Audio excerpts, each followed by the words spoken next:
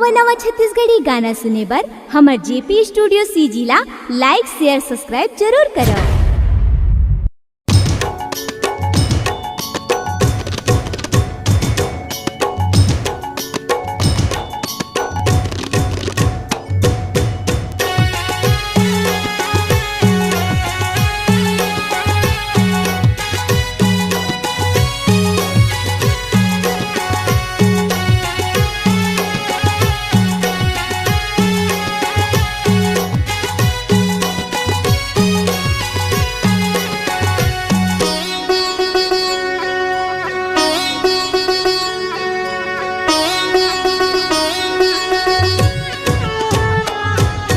कलसा ऊपर दिया दाई दिया ऊपर बाती, कलसा ऊपर दिया दाई दिया ऊपर बाती।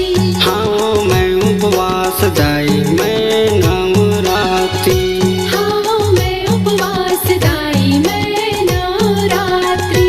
ताक दिना दिन मांदर बाजे, जय हो मैया। ताक दिना दिन मांदर बाजे झूमै नाचे साथी।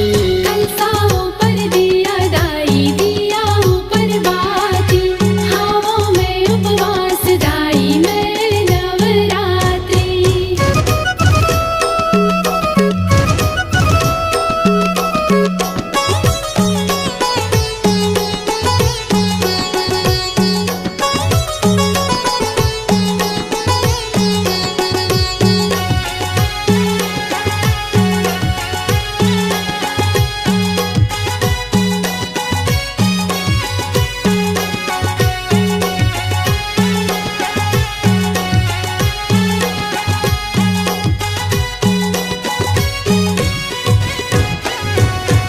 अंगना लिपवायम दाई चौके पुरायम, नौ दिन नवरात्रि माँ जोत में जलायम। अंगना लिपवायो दाई चौक पुरायो माँ, नौ दिन नवरात्रि माँ जोत जलायो माँ। कलसा ऊपर दिया दाई, जय हो मैया। कलसा ऊपर दिया दाई दिया ऊपर बाती।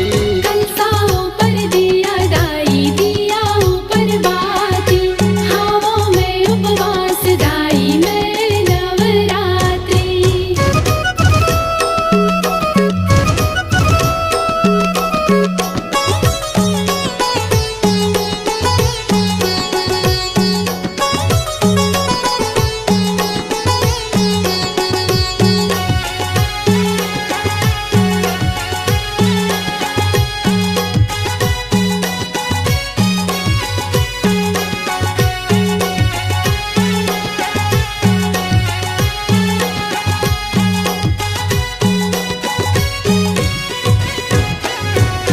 गाँव शहर में दाई नेताला में भेजे माँ, पारायो पारा माँ सब बोझला के माँ।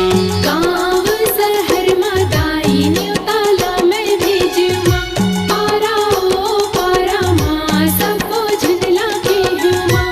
ताक दिन दिन मांदर बाजे, जय हो मैया।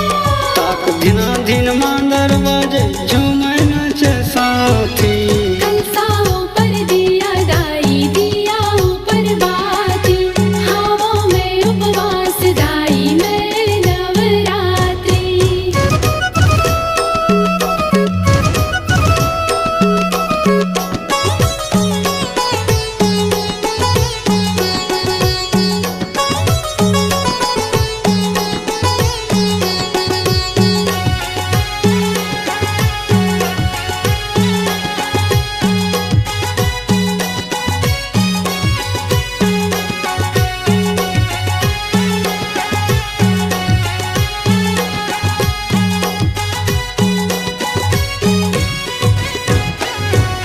लाली के चुनरी दाई तो हिला सोहै माँ, जावा के बाऊ घदाई मल्ला तोरे मुही माँ। लाली के चुनरी दाई तो हिला सो है माँ, जावा के बोग दाई मनला तोरे मोहे माँ। छत्तीसगढ़ के महामाई, जय हो मैया। छत्तीसगढ़ के महामाई